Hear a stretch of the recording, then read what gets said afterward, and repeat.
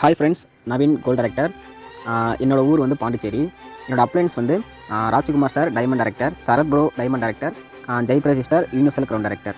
நான் வெஸ்டேஜில் ஜாயின் பண்ணி 1 இயர் கம்ப்ளீட் ஆகுது. நான் வந்து வெஸ்டேஜுக்கு முன்னாடி ஒரு காலேஜில் படிச்சுட்டு இருந்தேன். பாண்டிச்சேரியில் இருக்கிற ஒரு மெடிக்கல் காலேஜ். அங்கே வந்து ஃபீஸ் கட்ட முடியலன்னு சொல்லிட்டு நான் பாதியாக டிஸ்கவுண்ட் பண்ணிட்டேன். காலேஜ் பண்ணிவிட்டு நான் ஒர்க் போயிட்டு இருந்தேன்.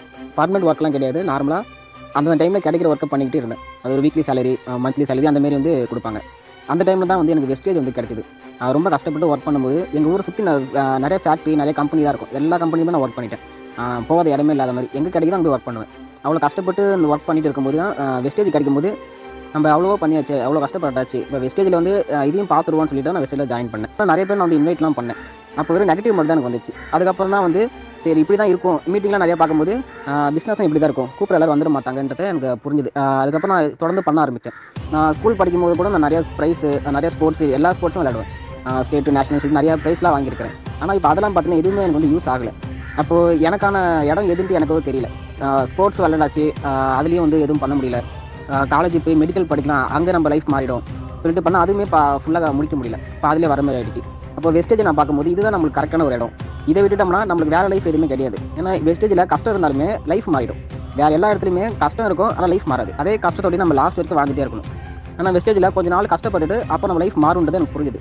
அதுக்கு வெஸ்டேஜ் நான் தொடர்ந்து பண்ண ஆரம்பித்தேன். ஃபஸ்ட் மந்த் என்னோட இன்கமே 44. எங்கள் வீட்டிலலாம் காட்டும் போது இதுக்காக பண்ணிட்டு இருக்கிற, இதுக்கு 1000 ரூபாய்க்கு நீங்கள் பொருள் வாங்கினேன், அதுமாதிரி நெகட்டிவாக தான் வந்து பேசினாங்க. இன்னமும் நெகட்டிவ் மட்டும் தான் சுற்றி இருக்குமே தவிர பாசிட்டிவ் வெஸ்டேஜில் மட்டும் தான் இருக்கும். அப்ளைன்ஸ்லையோ டவுன்லைன்ஸ்லையோ மீட்டிங்லேயோ மட்டும் தான் பாசிட்டிவாக இருக்கும்.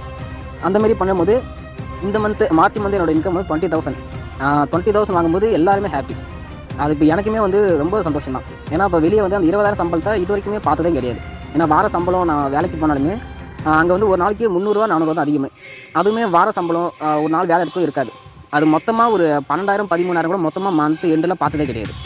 அப்போது செலவு காசு வரும், அப்படியே செலவாயிடும். ஆனால் இங்கே வந்து ஒரு 20,000 ஒரு இன்கம் பண்ணும்போது ரொம்ப ஹாப்பி. இப்போ நான் எங்கள் அம்மாவுக்கு வந்து ஒரு கம்மல் வாங்கி கொடுத்துருக்கேன், 18,500 ரூபா. அந்த கம்மல் எங்கள் வீட்டில் இருக்கிற ஃபஸ்ட்டு கோல்டு மேலே தான். எங்கள் அப்பா கிடையாது. எங்கள் அப்பா இருக்கும்போது அந்த டைமில் தான் இப்போ தங்கம் இருந்துச்சு. அதுக்கப்புறம் தங்கமே எங்கள் வீட்டில் கிடையாது. இப்போ தான் நான் ஃபஸ்ட் டைமே இப்போ தான் எங்கள் வீட்டில் தங்கமே வாங்குறேன். இப்போ இதனாலே எல்லாருமே வந்து ஹாப்பி ஆகிட்டாங்க.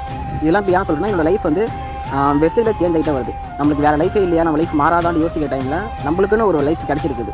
இதை நம்ம யூஸ் பண்ணிக்கிட்டு மேலே வந்துட்டு எனக்கு அது என்னோட மைண்டில் ரொம்ப ஆழமாக எப்படியும் நான் ஸ்கிப் பண்ணவே மாட்டேன், விடவே கூடாதுன்னு நினச்சி நான் அதை தொடர்ந்து இதை பண்ணிகிட்டே இருக்கிறேன். இப்போ வந்து நான் கோல்டு டைரக்டராக ஆகிட்டேன். இன்னும் தொடர்ந்து நான் அடுத்த லெவல் நான் ஈஸியாக போவேன். ஏன்னா நம்பிக்கை இருக்குது. ஏன்னா வெஸ்டேஜ் இப்போ ஈஸியாக தெரியுற மாதிரி இருக்குது. ஸ்டார்டிங்கில் கஷ்டமாக இருந்தது, இது எப்படி பண்ண போகிறேன்ட்டு. ஆனால் இப்போ ரொம்ப இது ஈஸியாக இருக்கிற மாதிரி. நான் வெளியே ஃபங்க்ஷன் போக மாட்டேன், ஃபெஸ்டிவல் திருவிழா எதுக்குமே நான் போகவே மாட்டேன்.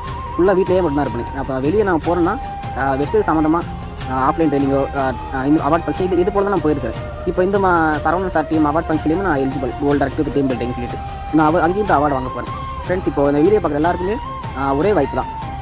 அதை யூஸ் பண்ணுறவங்க மேலே வந்துடுறாங்க. அந்த வாய்ப்பை பார்த்துட்டு கஷ்டமாக இருக்குன்னு நினைக்கிறவங்க அப்படியே வராமல் இருக்காங்க, யோசிச்சுட்டே இருக்கிறாங்க. அதனால் யோசிக்காமல் இறங்கி பண்ணிடுங்க. இந்த வீடியோ பார்க்க எல்லாருக்குமே அதுக்கு ஆல் தி பெஸ்ட். எல்லாமே சூப்பராக பண்ணுங்கள். தேங்க்யூ. Wish you wealth.